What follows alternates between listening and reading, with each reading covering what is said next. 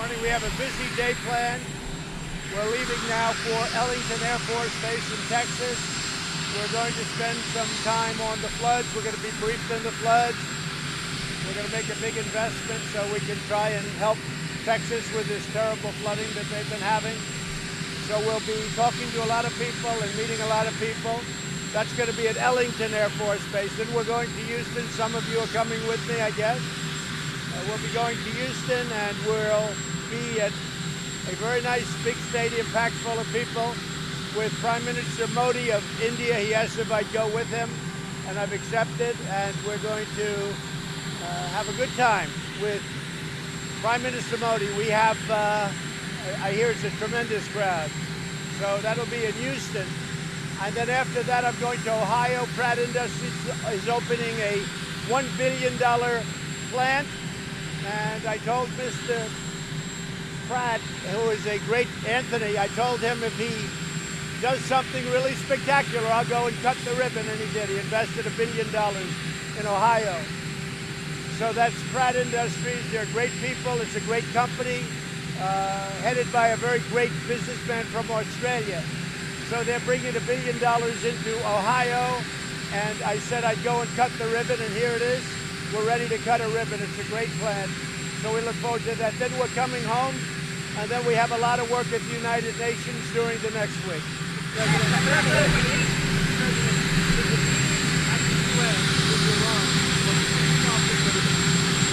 Nothing's ever off the table completely, but I have no intention of meeting with Iran. That doesn't mean it doesn't happen. I'm a very flexible person, but we have no intention. It's not set up.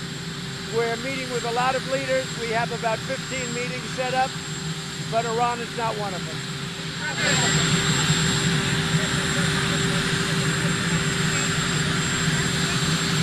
We had a great conversation. The conversation I had was largely congratulatory, was largely corruption, all of the corruption taking place, was largely the fact that we don't want our people, like Vice President Biden and his son, creating to the corruption already in the Ukraine. In Ukraine's got a lot of problems. The new president is saying that he's going to be able to rid the country of corruption, and I said that would be a great thing. We had a great conversation. We had a conversation on many things. In fact, I believe Ukraine put out a statement yesterday saying that we covered many different topics. It was a warm and friendly conversation. I backed Ukraine from the beginning, but I'm very upset that other countries aren't doing the same. Germany should be spending much more. France, all of the European Union should be spending money. Why are we spending money and they're not? Or at least they're spending very little by comparison. So I'm not happy about that. Talk to Congress about what he asked Ukraine. Well, I would have no problem with Rudy's a very straight shooter, and Rudy wants to see the same thing as a lot of other people with respect to Ukraine. Ukraine has had a tremendous corruption problem. Somehow they were involved in a lot of different things that took place in our country, and hopefully it can be straightened out. And I will say, the new president, we had a very good talk. The new president got elected based on the fact that he would end corruption. That was probably his number one thing.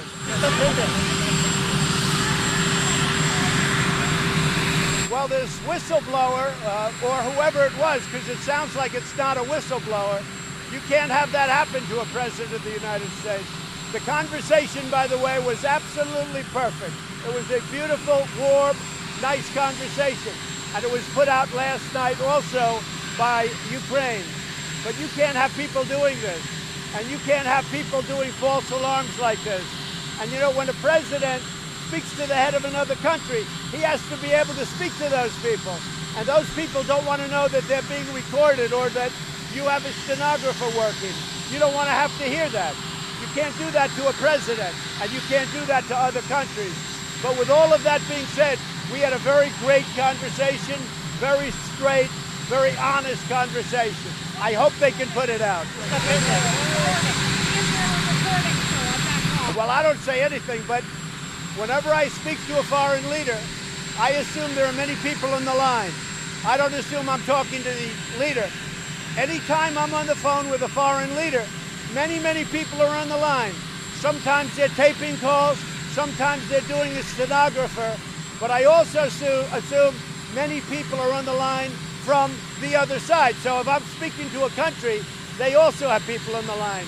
So who would say a thing like what you're saying? Now, I will say this. I said absolutely nothing wrong. It was perfect. Listen to me. Listen to me. Listen to me. Listen to me.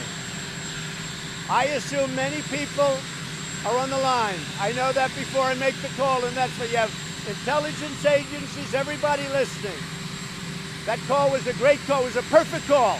A perfect call. What wasn't perfect is the horrible thing that Joe Biden said. And now he made a lie when he said he never spoke to his son. I mean, give me a break. He's already said he spoke to his son. And now he said yesterday very firmly, who wouldn't speak to your son? Of course you spoke to your son. So he made the mistake of saying he never spoke to his son. He spoke to his son. But more importantly, what he said about the billions of dollars that he wouldn't give them unless they fired the prosecutor. And then he bragged about how they fired the prosecutor, and then they got the money. It's not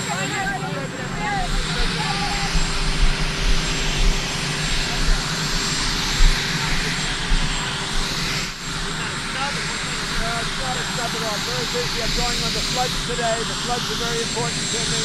And climate change, everything is very important. But today I'm going to Texas on the floods. Then I'm going to Houston on the big rally. It's a rally for Prime Minister Modi, and he asked me to do it of India, and I look forward to doing it.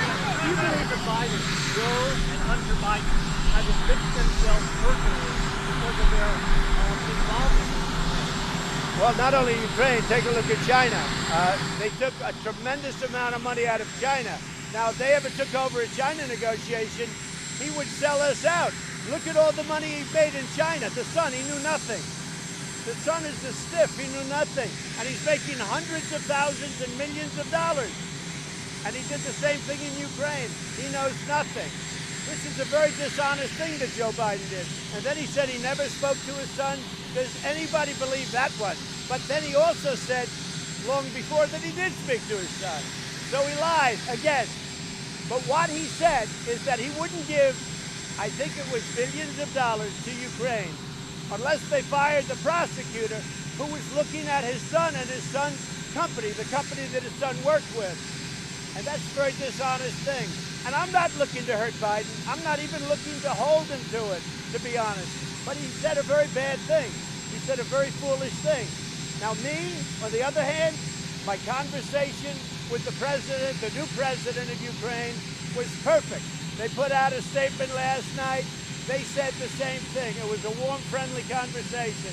There was no quid pro quo. There was nothing. It was a perfect conversation. Question about guns? Go ahead.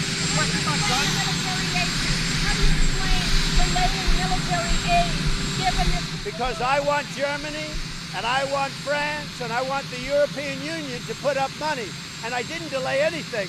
We paid the military aid to the best of my knowledge. Listen to me. I gave so much more to Ukraine than Obama did. Go back and check your record.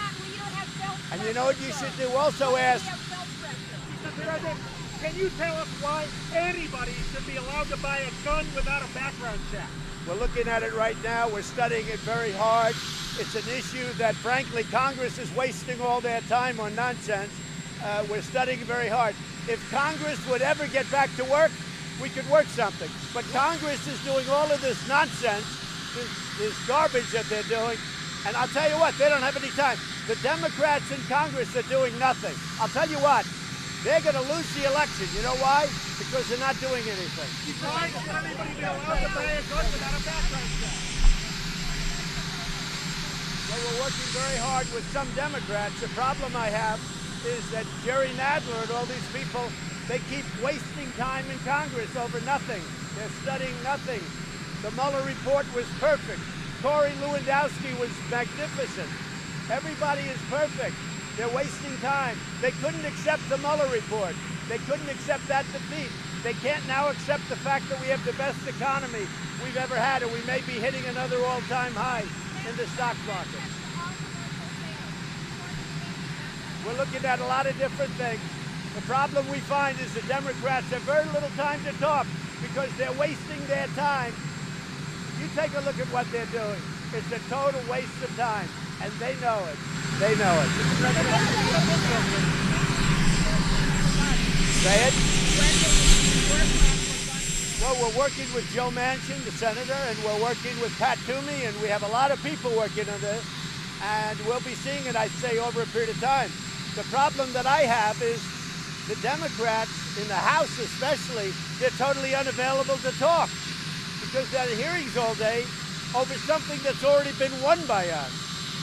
They made up a story. It was a false story. It was a hoax. And frankly, we have to get to the bottom of how it started.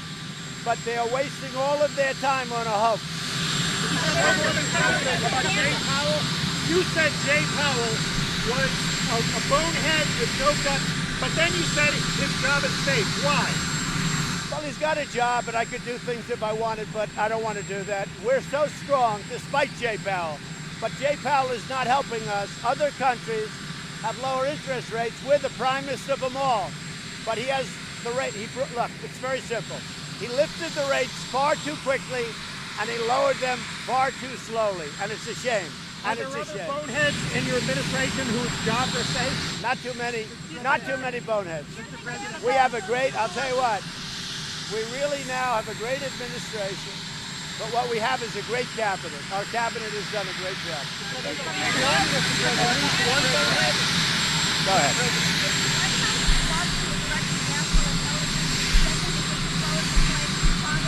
No, he is a great gentleman, Joe. He's doing a fantastic job. And I know one thing, he's only going to do what's right, but he is doing a fantastic job. And he's only going to do what's right.